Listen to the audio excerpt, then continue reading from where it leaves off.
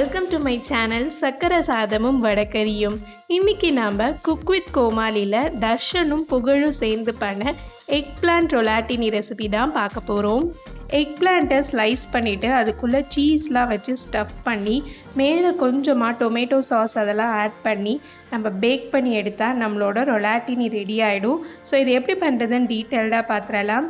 First egg plant எடுத்திருக்கேன். இது நம்ம ஊரில் கிடைக்கிற அந்த கத்திரிக்காய் வெரைட்டி தான், ஆனால் இது கொஞ்சம் பெருசாக இருக்கும்.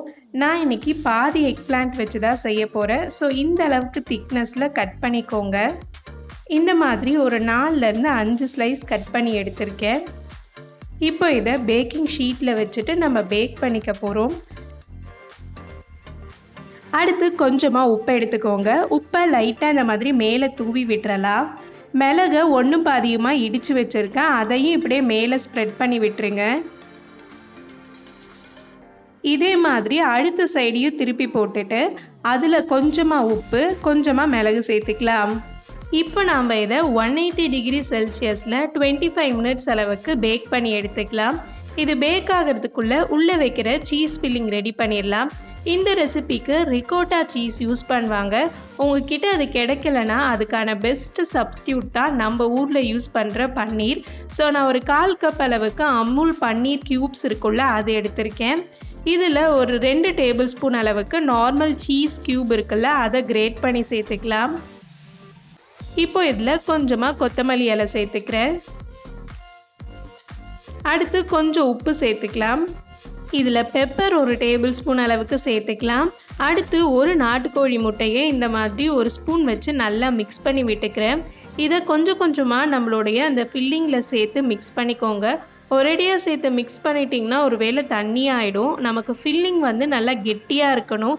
அப்போ தான் நம்ம அந்த எக் பிளான்ட்டுக்குள்ளார வச்சு ரோல் பண்ணும்போது வெளியில் வராமல் இருக்கும். ஸோ இந்த மாதிரி திக்கான கன்சிஸ்டன்சி வர மாதிரி எல்லாத்தையும் மிக்ஸ் பண்ணி விட்டுருங்க. நான் இன்றைக்கி ஒரு எக்கு ஃபுல்லாக யூஸ் பண்ணியிருக்கேன்.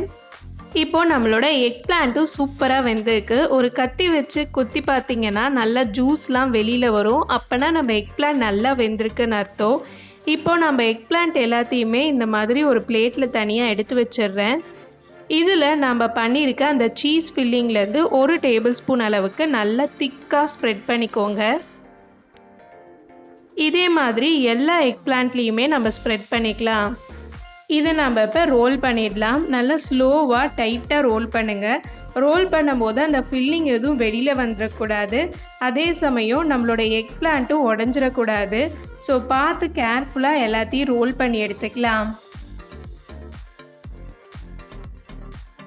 ஸோ இதே மாதிரி எல்லாத்தையும் ரோல் பண்ணி தனியாக எடுத்து வச்சுட்டு நம்ம இதுக்கு தேவைப்படுற சாஸ் ப்ரிப்பேர் பண்ணிடலாம்.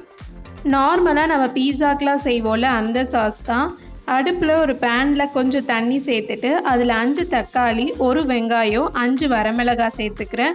ஒரு 5 நிமிஷம் நல்லா கொதிச்ச உடனே தனியாக எடுத்து வச்சுட்டு தக்காளியோட தோல், மிளகாயில் இருக்க விரை எல்லாம் எடுத்துட்டு இந்த மாதிரி நல்லா திக்கான பேஸ்ட்டாக அரைச்சிக்கலாம். இப்போ ஒரு பேனில் கொஞ்சம் எண்ணெய் சேர்த்துக்கோங்க.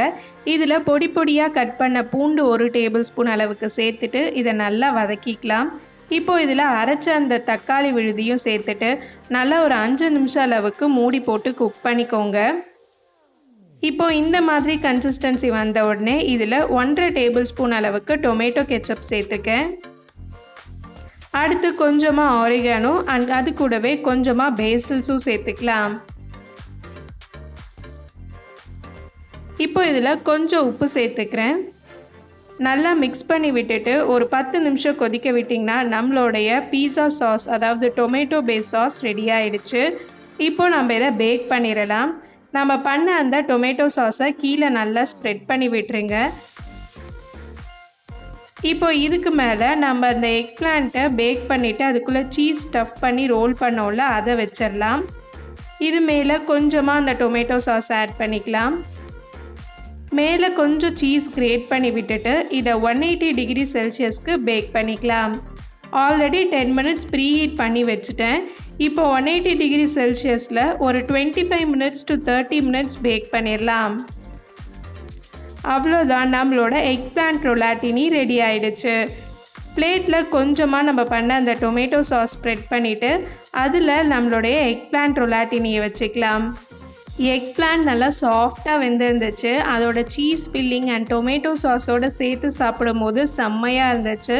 நம்ம சேனலில் ஆல்ரெடி ஆபர்ஜின் லசாங்னா பண்ணியிருந்தோம். ஸோ அந்த ரெசிபி மாதிரியே தான் இதுவும் இருந்துச்சு.